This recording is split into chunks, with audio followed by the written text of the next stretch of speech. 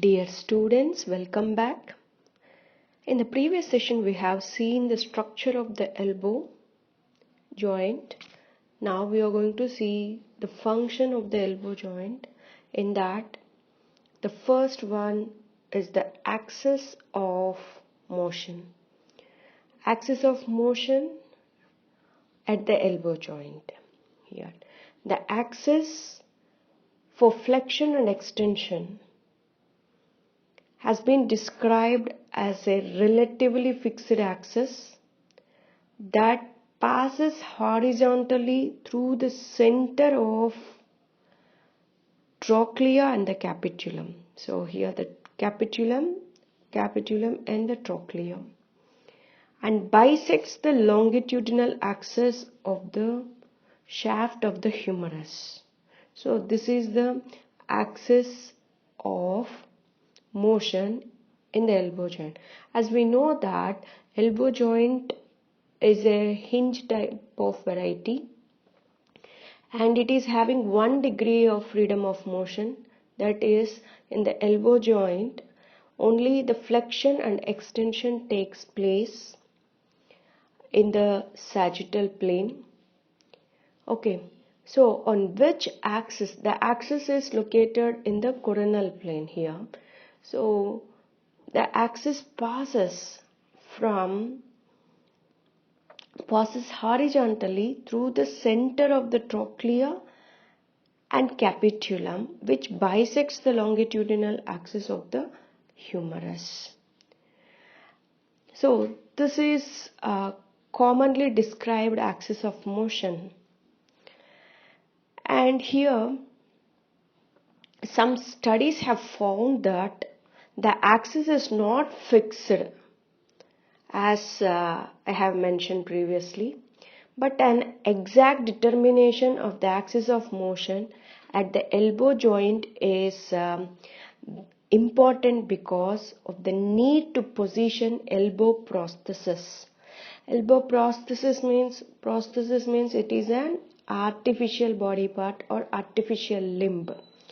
So to position an artificial limb, that is forearm and hand, so for that exact determination of axis is very much required, because in such a way that they correctly mimic elbow joint motion. In the past, elbow prostheses that were modeled in the same way as hinge devices, they often become loose during motions. So for that reason, an exact determination of axis of motion is very much required.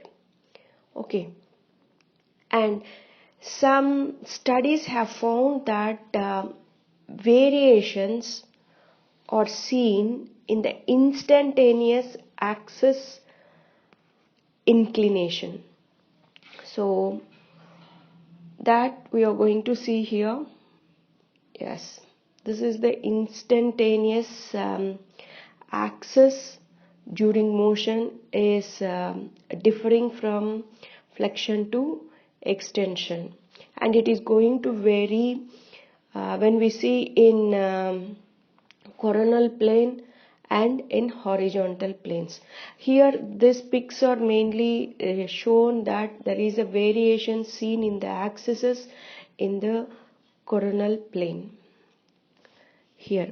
So variations found in the instantaneous axis inclination support the hypothesis that activity of the various muscles may influence the pattern of motion during active flexion, and differences in contours of the joint surfaces are going to explain the inter-individual differences. That means from one person to another person, this instantaneous axis inclination are going to be varied. Okay, and during passive motion, and intra-individual and inter-individual variations in the axis appeared to be greater in the frontal plane, this plane, than in the horizontal plane.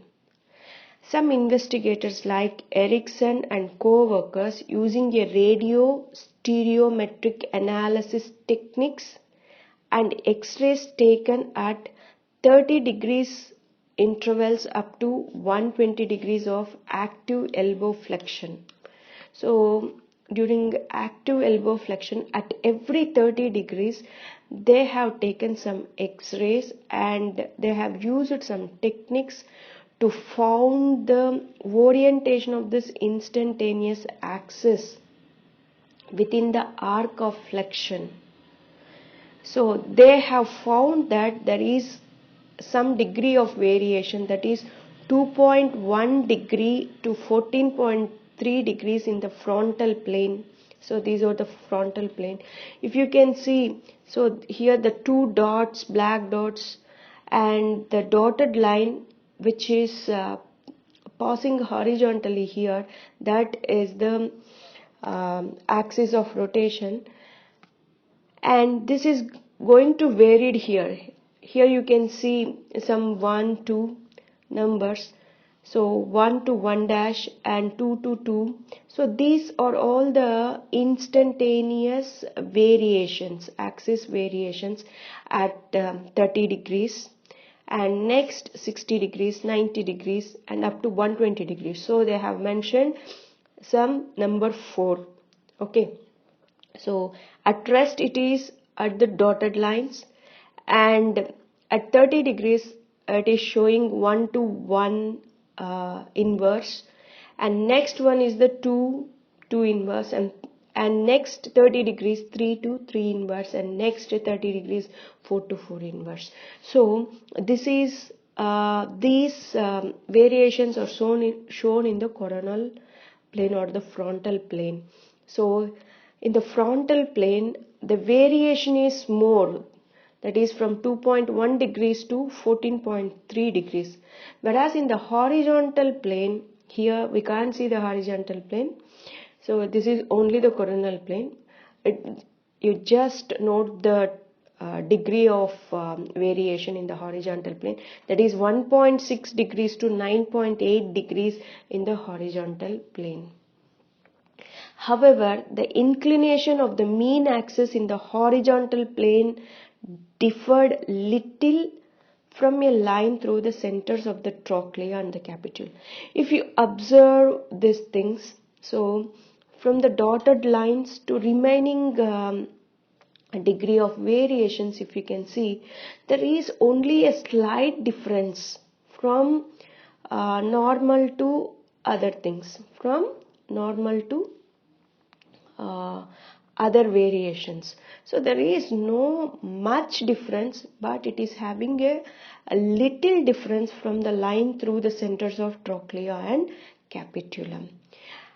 And some other investigators like Botelang and colleagues found that the envelope for valgus varus laxicity was greatest between 0 degrees and 40 degrees of flexion, and decreased considerably when flexion exceeded beyond 100 degrees. So they have found that this valgus and varus laxicity, that means valgus on the medial side, varus on the lateral side, the laxicity was greatest between the initial ranges of flexion, that is 0 and 40 degrees of flexion, and decreased considerably. So if you see this, so normally the limb is like that. During flexion, from 0 to 40 degrees of flexion, so it is having more laxicity from 0 to 40 degrees of flexion, and decreased considerably when it reaches above 100 degrees.